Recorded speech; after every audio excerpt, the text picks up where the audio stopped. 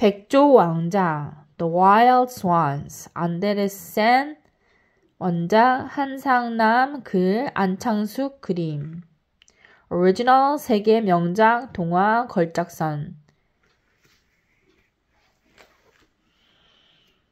The Wild Swans 백조 왕자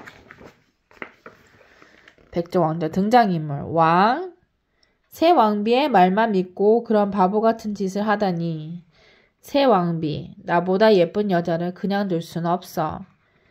이웃나라 왕 숲속 동굴에서 엘리자를 처음 보았을 때부터 사랑에 빠졌다오.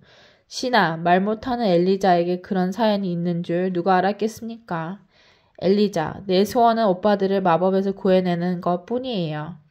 오빠들 낮에는 백조로 변했다가 밤에만 사람이 되는 마법에 걸렸어요. 오빠들이 백조가 됐고.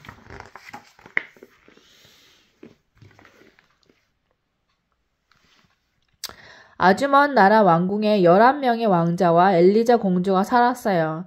막내인 엘리자는 오빠들의 사랑을 듬뿍 받으며 지냈지요. 그러던 어느 날 어머니인 왕비가 세상을 떠나고 말았어요. 엘리자 공주와 왕자들은 너무너무 슬펐답니다.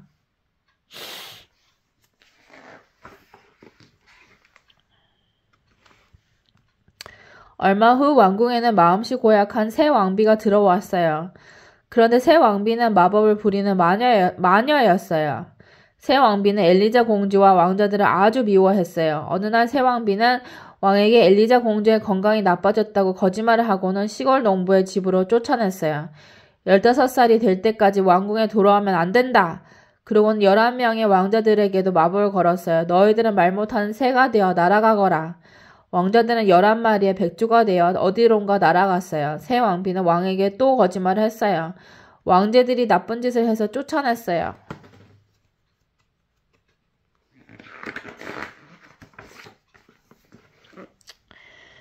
어느덧 세월이 흘렀어요. 시골로 간 엘리자는 착하고 아름다운 소녀로 자랐어요. 마침내 15살이 되자 엘리자는 왕궁으로 돌아왔어요. 오빠들은 어디 있는 걸까? 엘리자는 오빠들을 찾아보았지만 왕궁 어디에도 보이지 않았어요. 오빠들이 간 곳을 아는 사람은 아무도 없었어요. 엘리자는 너무 슬펐어요. 오빠들. 새 왕비는 아름답게 자란 엘리자를 보자 질투가 났어요. 그래서 엘리자의 목욕물 속에 두꺼비를 넣으며 말했어요. 너희들은 엘리자를 못생긴 아이로 만들거라. 하지만 목욕물 속에 들어간 두꺼비들은 장미꽃으로 변했어요.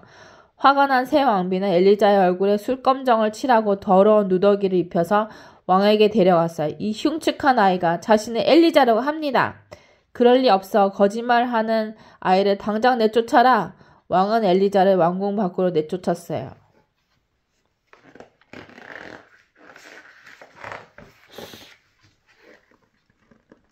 엘리자는 눈물을 흘리며 걷고 또 걸었어요. 오빠들은 어디 있는 걸까? 숲속을 헤매던 엘리자는 시냇물에 비친 자신의 더러운 얼굴을 보고 깜짝 놀랐어요. 하지만 시냇물에 얼굴을 씻으니 다시 아름다워졌지요. 한참을 걷던 엘리자는 딸기를 따는 할머니를 만났어요. 할머니 혹시 11명의 왕자들을 보셨나요?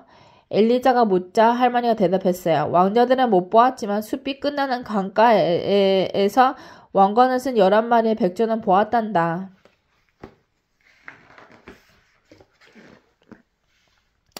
엘리자는 걷고 또 걸었어요. 마침내 숲이 끝나는 곳에 있는 강가에 다다랐지요. 강가에는 백조의 깃털이 떨어져 있었어요. 날이 저물었을 때 11마리의 백조가 바다를 건너왔어요.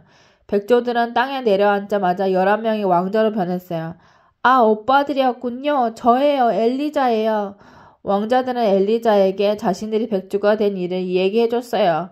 엘리자는 오빠들의 모습에 눈물을 흘렸어요.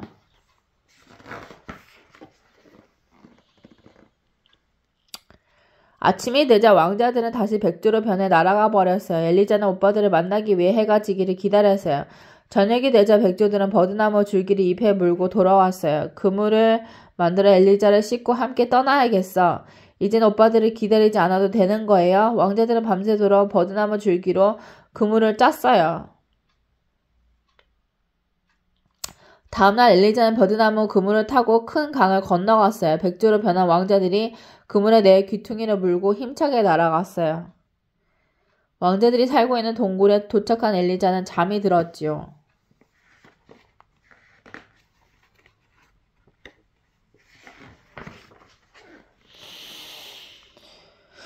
엘리자는 꿈속에 나타난 천사에게 애원했어요. 오빠들을 마법에서 풀려나게 할 방법을 알려주세요. 그건 아주 힘든 일이란다. 오빠들을 구할 수만 있다면 어떤 일이라도 하겠어요. 그렇다면 교회 무덤에 있는 쐐기풀을 지니겨서 실을 만들거라. 오빠들에게 그 실로 만든 옷을 입히면 마법이 풀릴 거야.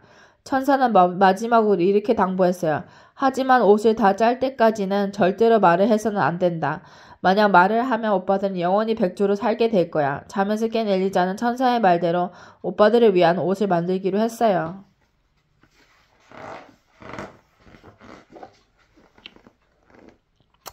엘리자는 날마다 교회 무덤에 가서 쐐기풀을 뜯었어요. 가시가 있는 쐐기풀을 손에 닿기만 해도 몹시 따가웠어요. 쐐기풀을 지니겨 실을 만드는 동안 엘리자의 고운 손 상처투성이가 되었어요. 엘리자가 우리를 위해서 옷을 짜고 있구나. 왕자들은 엘리자가 가엾어 눈물을 흘렸어요. 이 옷들이 다 만들어지면 옛날처럼 행복하게 살 수 있어. 엘리자는 밤낮으로 열심히 옷을 짰어요.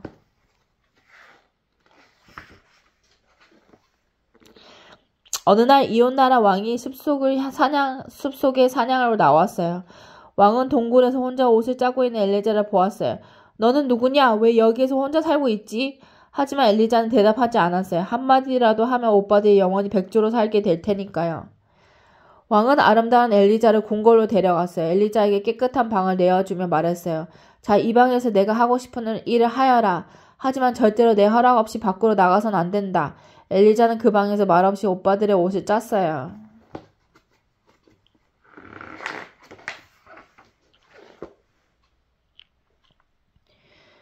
옷 8벌을 짜고 나니까 쐐기풀이 떨어졌어요. 엘리자는 쐐기풀을 얻기 위해 왕의 명령을 어기고 한밤중에 궁궐을 빠져나왔지요. 마침 그 모습을 본 신하가 왕에게 말했어요. 저 아가씨는 마녀가 분명합니다. 한밤중에 교회 무덤에 헤매는 것을 보았습니다. 믿을 수가 없구나. 또 그런 일이 있으면 바로 알리거라. 왕은 신하에게 말했어요.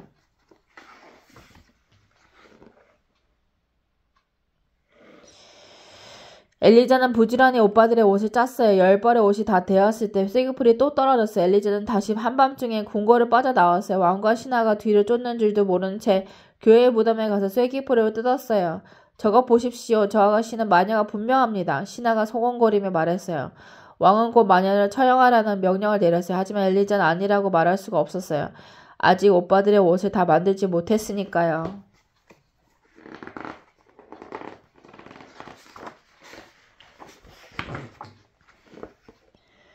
엘리자는 처형대로 가면서도 옷을 짰어요. 마침내 엘리자가 처형되려는 순간 어디선가 11마리 백조가 날아왔어요. 엘리자는 백조들을 향해 11벌의 옷을 하늘 높이 던졌어요. 백조들은 그 옷을 입자마자 왕자로 변했어요. 다만 막내 오빠는 백조의 한쪽 날개가 그대로 남았어요. 엘리자가 소매 한쪽을 다 만들지 못했기 때문이지요.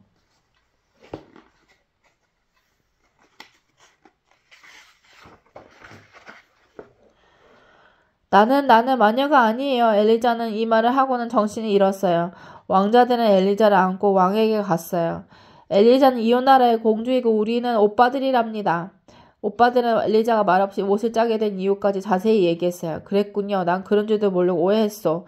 모든 사실을 알게 된 왕은 진심으로 사과했어요. 엘리자 공주, 이제 나와 함께 이 성에서 오래오래 행복하게 삽시다. 왕은 엘리자와 결혼식을 올린 후 오래도록 행복하게 살았답니다.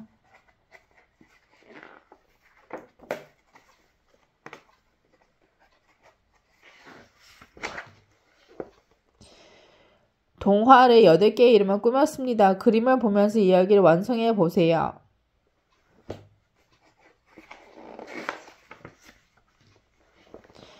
왕의 입장. 새 왕비가 데려온 누더기를 입은 소녀를 보고 나는 왕궁 밖에 있는 거지인 줄 알았소. 소녀 얼굴에는 숯검정이 잔뜩 묻어있고 옷은 누덕누덕 기운 누더기를 입고 있었기 때문이지. 거지처럼 지저분한 모습의 소녀가 나의 아름다운 공주라니 누가 믿을 수 있었겠소. 더군다나 새 왕비의 말을 듣고 보니 더욱 공주가 아니라고 생각했던 것이오. 엘리자 입장. 아버지가 저를 거짓말하는 아이라며 왕궁 밖으로 쫓아낼 때는 아버지가 너무 미웠어요. 비록 얼굴은 숯검정이 칠해져 있고 옷은 누더기였지만 생김새나 목소리 들으면 제가 딸이라는 것을 아실 수 있었을 텐데 말이에요. 사람을 겉모습만 보고 판단해서는 안 되는데 아버지는 제 겉모습만 보고 저를 거지라고 생각하셨어요. 나라를 올바로 다스리려면 겉모습보다 진실된 모습을 볼 수 있는 눈을 가져야 돼요.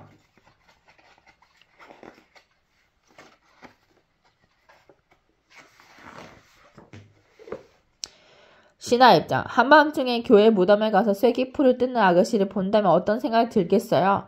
당연히 무섭고 이상하다는 생각이 들지 않겠어요?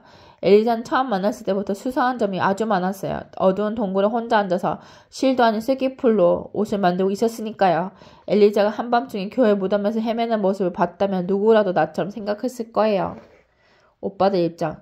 그건 너무 성급한 생각이에요. 행동이 이상하다고 해서 자기 마음대로 사람을 판단하는 것은 옳지 않아요. 이상한 행동을 한다면 왜 그런 행동을 하는지 정확한 이유를 먼저 알아야죠. 엘리자의 행동이 이상하다고 생각했다면 왕에게 말하기 전에 엘리자에게 가서 사연을 알아보는 것이 먼저라고 생각해요. 신하의 성급한 판단 때문에 죄 없는 엘리자가 와녀로 몰려 처형을 당할 뻔했잖아요. 엘리자를 위하여. 위하여.